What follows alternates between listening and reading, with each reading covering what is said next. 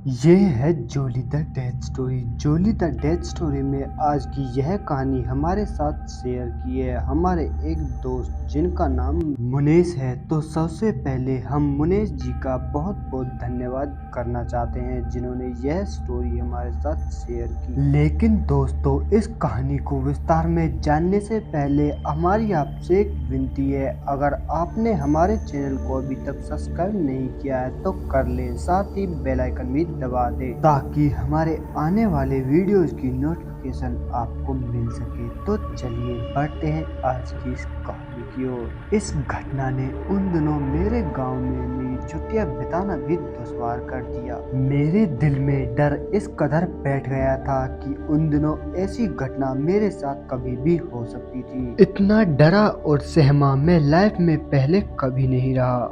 दरअसल हुआ कुछ ऐसा, मेरे पड़ोसी के खेतों में बाहर से कुछ मजदूर अपने परिवार के साथ आए हुए थे। उन मजदूरों ने मेरे घर के कुछ दूरी पर अपने रहने का इंतजाम कर लिया।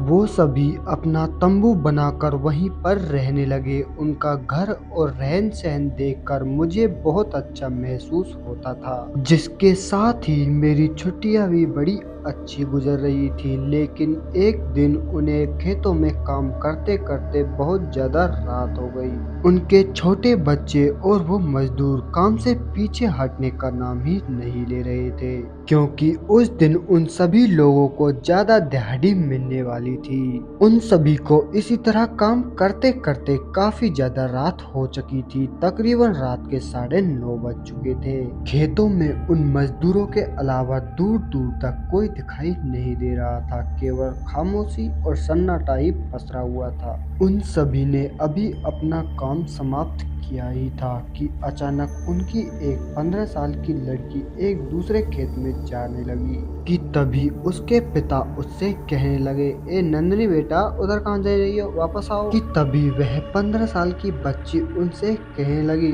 वो अंकल उधर खड़े हैं, मुझे बुला रहे हैं। लेकिन नंदनी के पिता के देखने पर उन्हें दूर दूर तक वहाँ कोई नजर नहीं आया। नंदनी के पिता उसे जबरदस्ती डांटते हुए अपने घर की ओर ले जा रही थी, लेकिन वह एक ही बात बोली जा रही थी, अरे पिताजी, वो खेत के उस पार तो खड़े हैं, आपको दिखाई नहीं दे रहे क्या?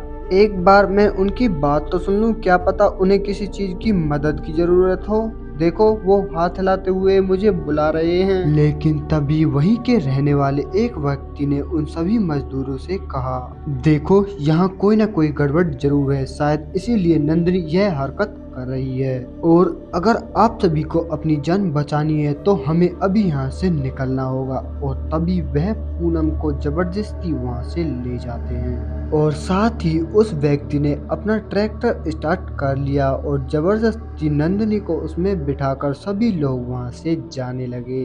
वो लोग अभी कुछ दूरी पर पहुंचे ही थे कि नंदनी पीछे की तरफ हाथ करते हुए कहने लगी, अरे वो अंकल भी हमारे पीछे पीछे आ रहे हैं, उन्हें भी ट्रैक्टर पर बिठा दो ना। रात का अंधेरा, ऊपर से नंदनी की यह हरकत उनके अंदर एक खौफ पैदा कर रही थी। डर के कारण सभी लोग पसीनों से तरबतर हो रहे थे और मन ही मन भगवान से बस यह प्रार्थना कर रहे थे, किसी तरह आज हमारी जान बच जाए। वो लोग अभी ये सब सोच ही रहे थे कि उन्हें लगा कि उनके सामने एक परछाई चल रही है, जिसे देखने के बाद उनके होश उड़ गए। देखते ही देखते एक चुड़ैल उनके सामने आ गई, जो कि हवा में उड़ रही थी। अब तक उनका ट्रैक्टर भी बंद पड़ चुका था और वो लोग बहुत ज्यादा डरने लगे। साथ ही उन सभी ने अपनी आंखें भी बंद कर ली और एक दूसरे का कसकर हाथ पकड़ लिया। साथ ही जोर जोरों से हनुमान चालीसा भी पढ़ने लगे। कुछ देर तक ऐसे ही चलता रहा, लेकिन उनमें से एक किसी ने आंख खोली तो पाया उनके सामने कुछ भी नहीं था और पूरा रास्ता बस खाली था। तभी वह ड्राइवर से कहने लगा, देखो देखो, अब कोई नहीं है और जल्दी से यहाँ से भाग चलो।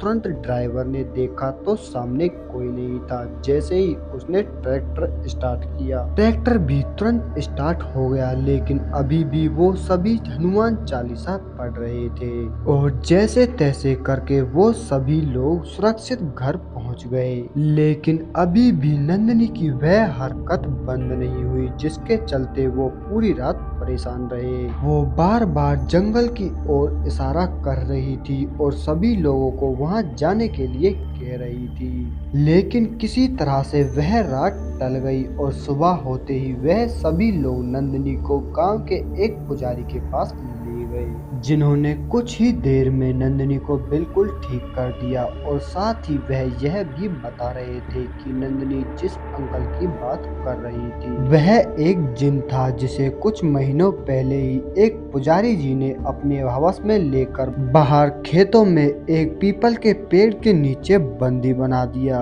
और उसी दिन से वह सभी को अपने पास बेला फुसकाकर वहां से आजाद होना चाहता है, जिसके बाद वह पूरे गांव को मौत के घाट उतार सकता है। खैर, अब डरने की कोई बात नहीं है, मैंने इसे एक घंटा बांध दिया है, जिसे अब इसको कुछ नहीं होगा। और पुजारी जी ने उन्हें घर जाने के लिए कह दिया और अगली सुबह वो सभी मजदूर हमेशा हमेशा के लिए हमारा गांव छोड़कर वहां से चले गए। वहीं दूसरी तरफ मैं उस घटना को सुनने के बाद बेहद घबरा गया कि कहीं ऐसी घटना मेरे साथ भी ना हो जाए और वो जिन कहीं मुझे ना मिल जाए। तो दोस्तों, इस कहानी में बस इतना ही। कहानी अगर आपको पसंद आई तो लाइक शेयर जरूर करें, साथ ही हमें कमेंट करके जरूर बताएं। तो मैं आपका दोस्त सुनील कुमार मिलता हूं आपसे बहुत जल्द एक और ऐसी ही सच्ची घटना के साथ। तब तक के लिए बाय एंड टेक केयर।